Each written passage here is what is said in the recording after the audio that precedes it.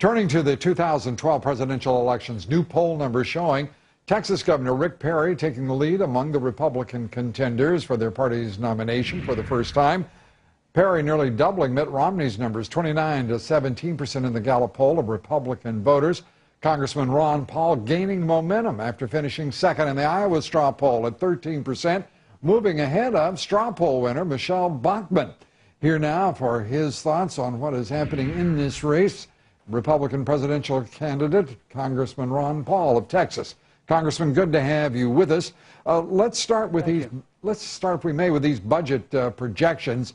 There is nothing in this that is particularly assuring.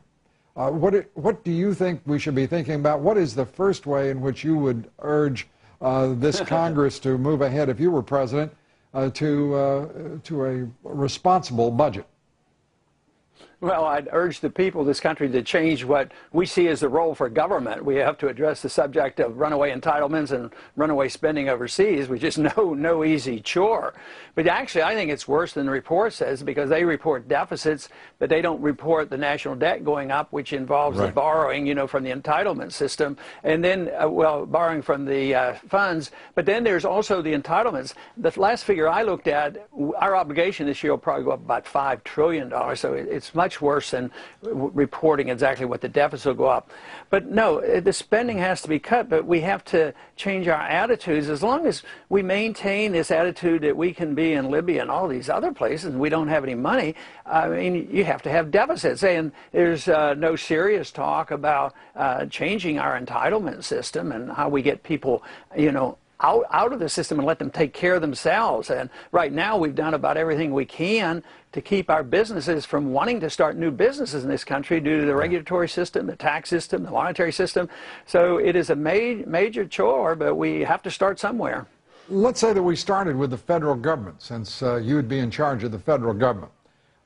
There is a government here, $4 trillion being spent. The charge from the Tea Party is, and I think many people certainly agree, that they've got it exactly right.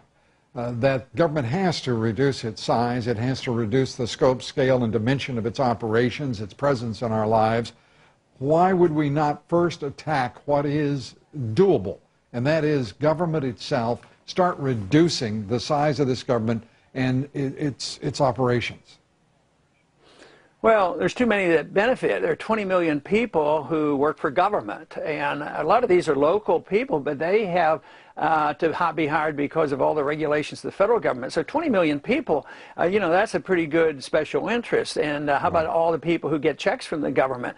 There's a powerful amount of special interests receiving benefits, and yet the Tea Party movement is expressing themselves because they're on the other end of it. They're the ones who have to produce and cough up the taxes and suffer the consequences and lose their jobs. And they're the ones getting redistributed.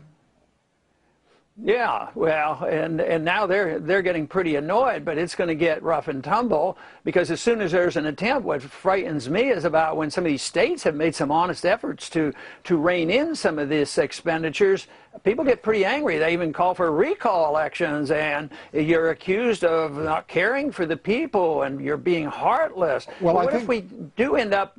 Yeah, I just wanted to say, Congressman, I think we've got some pretty good news coming out of Wisconsin. Governor Scott Walker there, with all of the drama, the contest, the political conflict, we are now learning that school districts and local communities are saving hundreds of millions of dollars. We're only into August. And the draconian measures that were, the fear-mongering that was rampant in that state. The governor is prevailing on every quarter here. It's good news for the national movement, whether you call it the Tea Party movement or under the aegis of the Ron Paul movement in this country, to see real empirical evidence and benefits of fiscal prudence and responsibility. Oh, I think it's great if they can just hold in there, but I see the anger building, and I see the problems getting worse too, because I think there's going to be an inflation tax hit us, and these problems are going to be with us, and I'm just afraid that there'll be people in the streets like they've been in other countries when they don't get what they want. And I think it's a sign that's coming, but also Wisconsin gives us an idea of what you can achieve if you do the right things.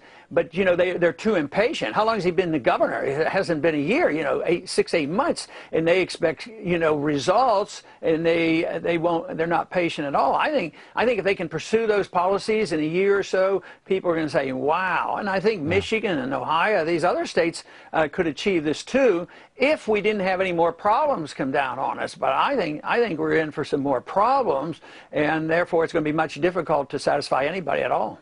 Well, I guess that's why we need some terrific leaders, and we're delighted to be talking with you, Congressman, as always. Congressman Ron Paul, appreciate it. Up next, we're going to have